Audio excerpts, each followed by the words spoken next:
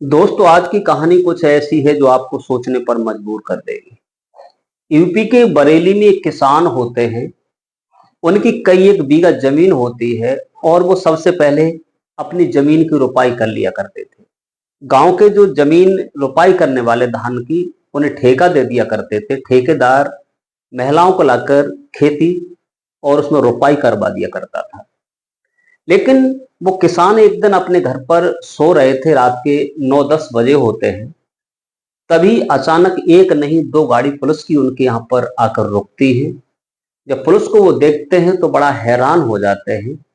इस कहानी को आप सुनेंगे तो आप भावुक हो जाएंगे कि आखिरकार एक निर्दोष व्यक्ति को भी पुलिस नहीं छोड़ती है। इसमें होता क्या है?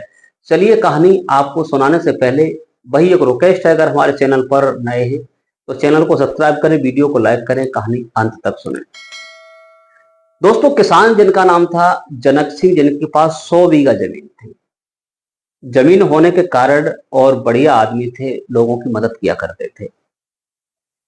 एक दिन एक व्यक्ति से कहते हैं कि हमारी जमीन लगवाने के लिए आप ठेका ले लो। तो वो व्यक्ति कहता है कि आपको 1200 रुपए प्रति बीघा के पैसे देने पड़ेंगे। वो कहते हैं ठीक है, कितने दिन में लग जाएगी? बोल 15 दिन के अंदर तुम्हारी जमीन पूरी लग के तैयार हो जाएगी।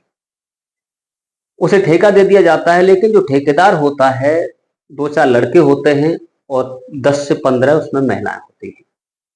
महिलाओं के बीच में एक लड़की होती है जिसकी एक साल की लगभग बच्ची होती है और वो भी उसमें शामिल होती है। लेकिन इतनी खूबसूरत होती है, उसका नाम होता है संध्या। संध्या नाम होता है। संध्या बहुत सुंदर थी और उसमें धान की रुपाई करने आती थी, धान की गढ़ाई करने आती थी, लेकिन उतना उसे काम नहीं आता था।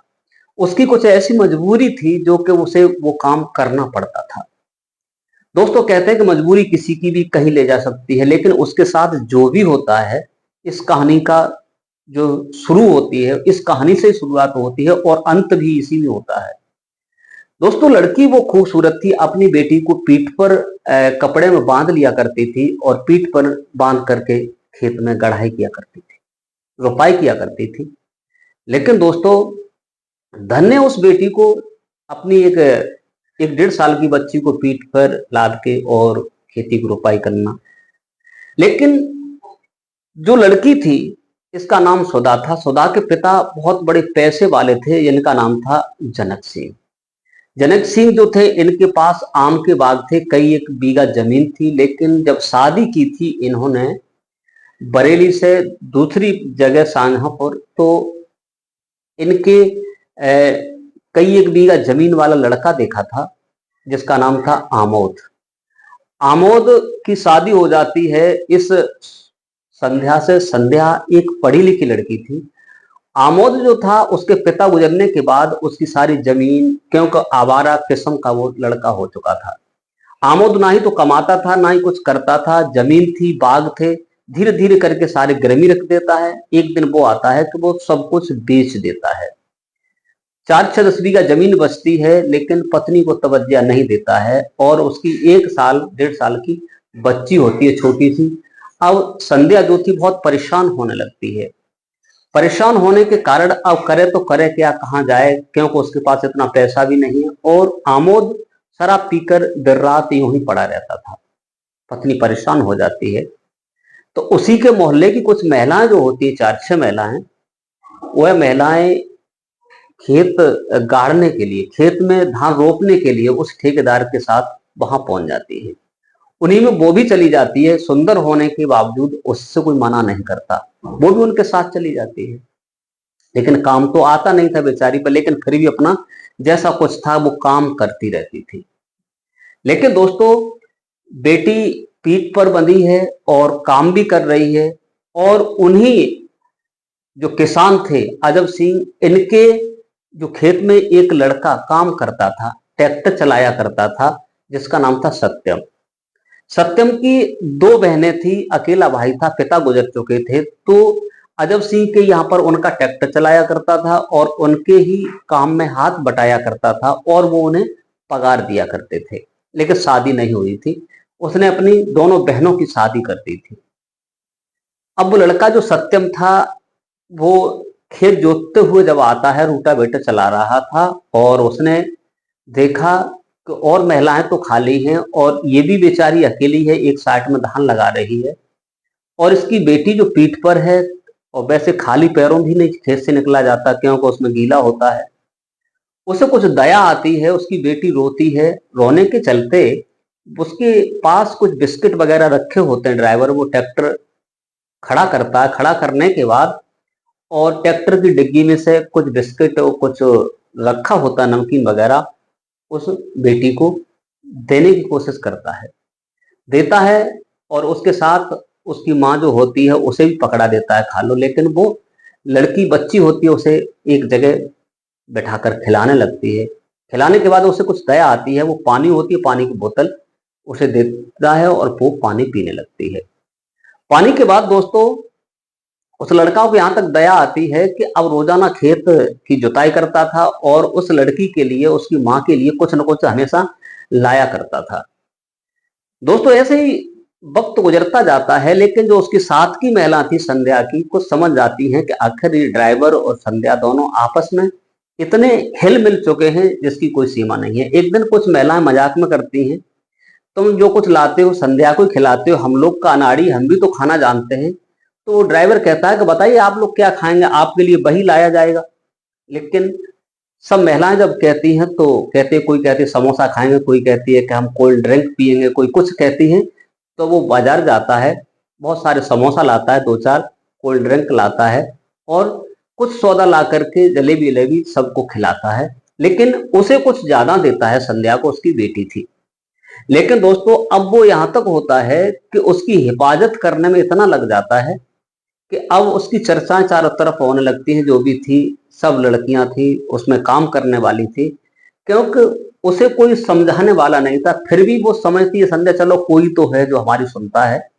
लेकिन दोस्तों वक्त का बदलते देर नहीं लगती है, यूं ही गुजरता रहता है वक्त। एक दिन जब खेत दो चार छह दिन के रह जाते हैं, वैसे ही वो एक दूसरे का फोन नंबर ले लेते हैं। फोन नंबर लेने के बाद और फोन पर बात करते हैं।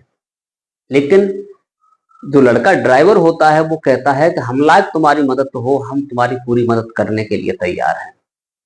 लेकिन जो संध्या थी, उसका पति इतना मारपीट किया करता था, उस घर में जाने को राजी नहीं होती है, उस घर में जाने को राजी नहीं होती है।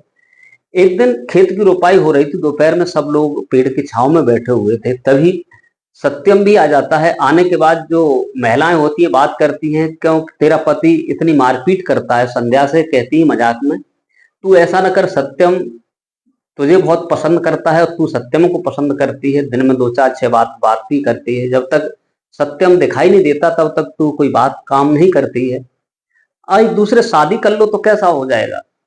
लेकिन अब वो लड़की थोड़ी शर्म आ जाती है संध्या।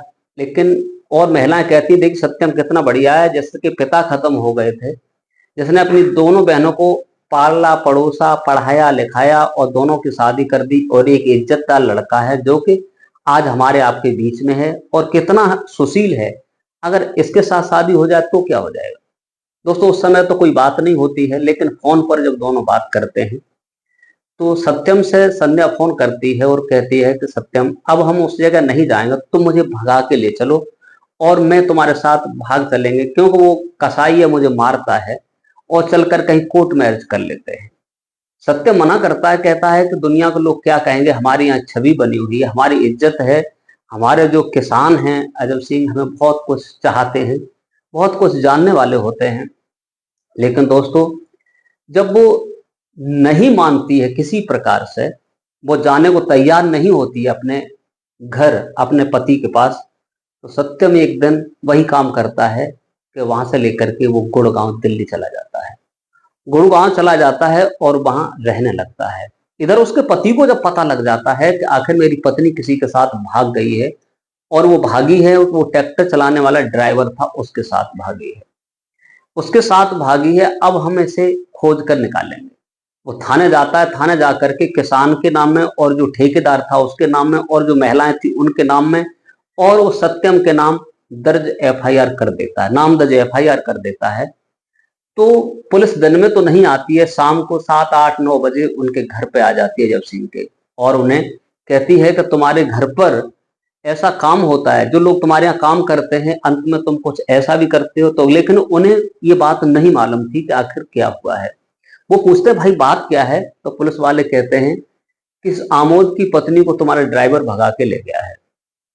और वो ड्राइवर जो था उसका एक मिलने वाला व्यक्ति था, वहां पहुंच जाता है और जाकर पूरी सच्चाई बताते हैं। तो वो कहते हैं आप चिंता मत करो, ये संग है, तुम्हारा बयान देंगे तो पुलिस से या उसका पति तुम्हारे साथ कुछ भी नहीं कर सकता, तुम्हारा बाल बांका भी नहीं कर सकता।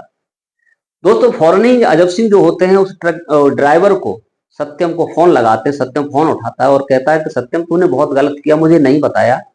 तो सत्यम जो होता है सच्चाई बता देता है और उसी से बात करवा देता है। संध्या कहती है कि मेरा पति मुझे मारपीट करता है और मैं उसके साथ नहीं रहना चाहती हूँ, और सत्यम मुझे जिंदगी में बहुत अच्छा लगा है, मैं उसके साथ रहना चाहती हूँ, अब वो उस हरामी के पास बिल्कुल नहीं जाऊंगी। लेकिन अजब सिंह कहते हैं अगर ऐसी बात है तुम अपने राजी बाजी से हो तो तुम इसी वक्त यहाँ पर आ जाओ, ये पुलिस वाले हैं, अगर तुम अपनी राजी बोलोगे तो ये कुछ भी नहीं लग करेंगे, तुम सुबह तक यहाँ आ जाइए। दोस्तों उसका दोस्त होता है, वो सब लोग दूसरे तीसरे दिन घर पहुंचते हैं। घर नहीं जाते, सीधे थाने में जाते हैं। उधर से जो किसान लोग होते हैं जिनके नाम में FIR होती है, उसका पति भी आमोद होता है और लोग भी होते हैं। थाने में जब पहुंचते हैं तो पुलिस वाले उनसे पूछते हैं सच्चाई। तो जो संध्या होती है वो हर एक बात कहती है कि जब मेरी शादी हुई थी तो 2-4 बाग थे, आम के जमीन थी, लेकिन इस मेरे पति ने सारी बेच दी और अय्याशी करता है, दारू को नशे में धुत रहता है। मेरी छोटी सी बेटी है, इसका कौन देख रेख करेगा, कोई नहीं करता है। मैं इतने अच्छे घराने में थी, धान गाड़ कर मजदूरी करके अपनी जिंदगी, इससे बढ़िया तो हमारा ये सत्यम ड्राइवर है। अब हम इसी के साथ रहना चाहते हैं, इसके साथ कोर्ट मैरिज करके रहना चाहते हैं, मगर सत्यम हमारे लिए ईश्वर है, हमारा पति है, आमोद के साथ हम बिल्कुल नहीं रहना चाहते हैं। पुलिस के बीच में जब बयान दर्ज होते हैं, आमोद जो होता है वो मन मारकर घर को वापस चला जाता है। और इधर पुलिस वाले जो मंदिर होता है, मंदिर में दोनों की एक दूसरे को माला डलवा देते हैं और दोनों पति पत्नी बन करके घर चले जाते हैं। अजब सिंह कहते हैं कि तुम्हें जब करना तो मुझे बता देते, और वो संध्या होती है अजब सिंह के पैर पकड़ लेती है, कहती है कि मैंने ही पसंद किया है क्योंकि मेरा पति बहुत निर्दयी था। अब दोस्तों इस कहानी में आगे क्या होता है कमेंट करके जरूर बताइए। क्या उन दोनों ने सही किया, एक दूसरे को अपना लिया और दोनों बड़े प्यार से पति पत्नी बन करके रहने लगते हैं। आज की कहानी यही समाप्त होती है, अगली कहानी का इंतजार करिए। धन्यवाद।